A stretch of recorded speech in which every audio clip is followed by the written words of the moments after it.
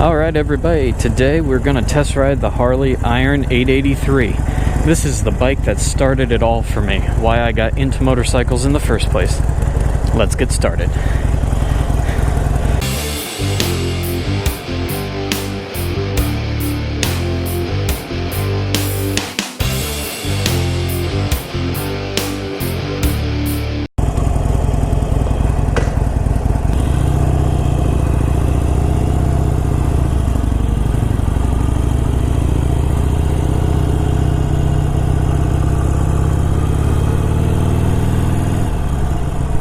Alright everybody, the Harley Davidson 2018 Iron 883.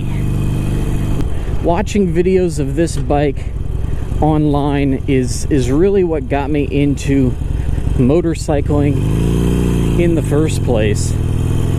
It's what stoked my love for this and what got me started. So to finally be test riding one of these bad boys after almost a year of riding and never having tried it, I'm super excited. If you guys haven't seen, I did do a review of the new 1200 iron, which I didn't like too much. It just wasn't that comfortable for me. It may have been somewhat to do with the very uncomfortable seat and the handlebar position. But the Iron 883, already I can tell you, she's a whole different animal. Much more comfortable than the Iron 1200, in my opinion. So let's go over some of the features of this bike, why I think you should get it.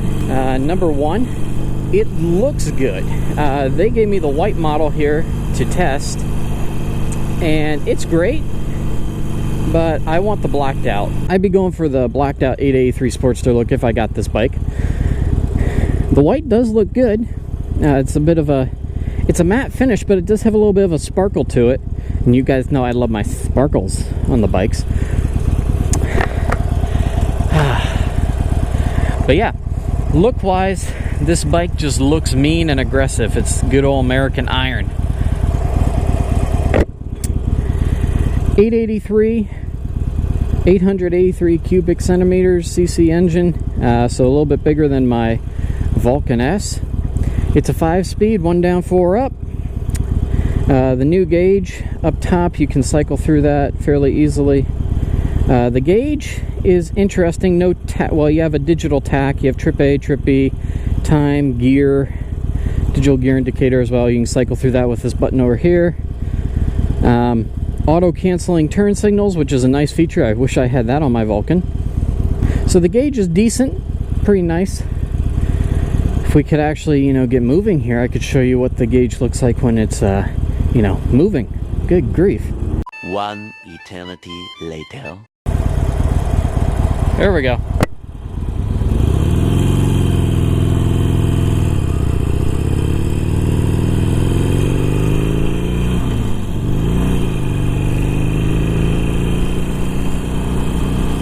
So we've talked a little bit about the engine, a little bit about styling. Let's talk about comfort. The seat on this bike is super comfortable. It takes a lot of that nasty vibration out that you would normally get from the Evo engine, having that very comfortable seat. The seating position is mid-control. Handlebars don't come too far back. But with the mid-controls and the comfortable seat, this bike just feels very nice. Engine braking is not the smoothest. I mean, it's not like the new Milwaukee 8 engine or anything, but it is decent. I would say it's comparable with the engine braking to what I do on my Vulcan. Not bad at all. Could be better, but not bad. Let's talk maneuverability. This bike has a great lean angle, especially with those mid controls. You can get nice and deep in the corners. Personally, I prefer forward controls, and I've already talked to the guys at Harley, and they can put forward controls on an iron. That is not a problem.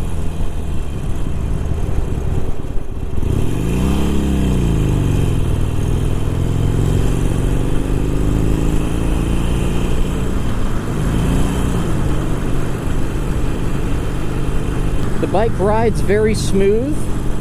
Again, the vibration is not terrible because of the very comfortable seat that Harley has on it. Shifting is good, very positive clicks up and down. So the engine is great. It's the Evo. It's been proven time after time again as a great motorcycle engine by Harley. Shifting is good. Handling is great. The ride is smooth. Styling is fantastic. I'm not sure what else I can tell you guys about the Harley Iron 883. It's just kind of a Harley classic at this point.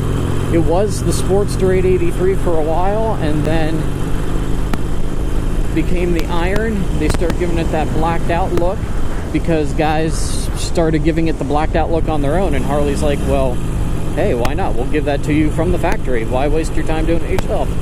So it is a phenomenal little bike.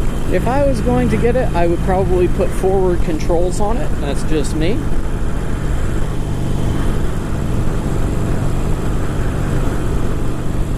But the mid controls are not bad, and they do allow you to lean over pretty darn far when taking the twisties.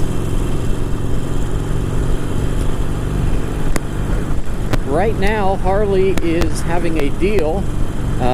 Check your dealership, but almost every Harley dealership should be involved with this, where you can buy a Sportster, and within 1 year of your purchase date on the Sportster, you can bring it back to get the full trade-in value back on your Sportster of whatever you paid for it brand new towards a brand new Harley.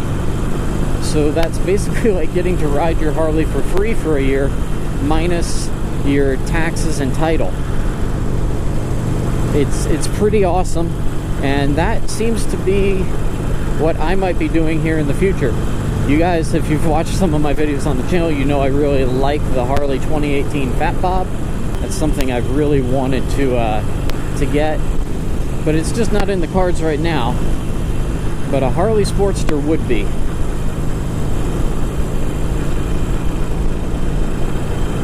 Let's try the horn here.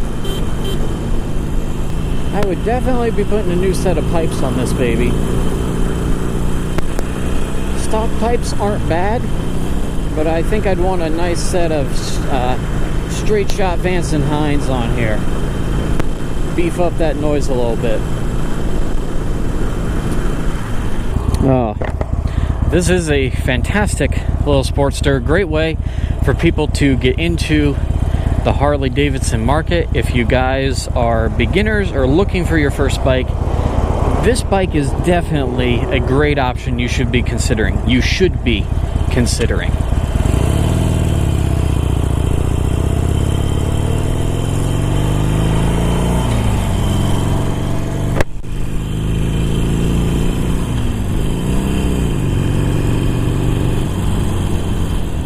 Oops.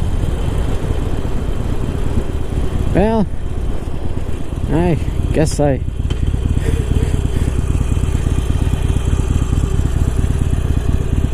came to the wrong place. My bad.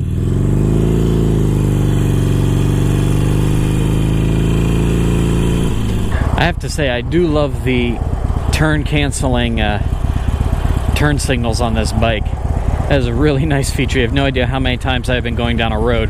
Oh, you guys, if you've been watching my Vulcan videos, I'm sure you have some idea that there are a lot of times I've been driving down the road and I have forgotten to turn my turn signal off for a long time.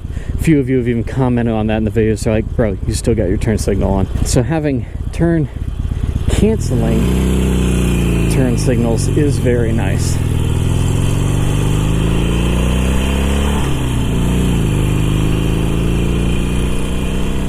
Now we're going to take this baby out on the highway and see how she handles and rides at highway speeds.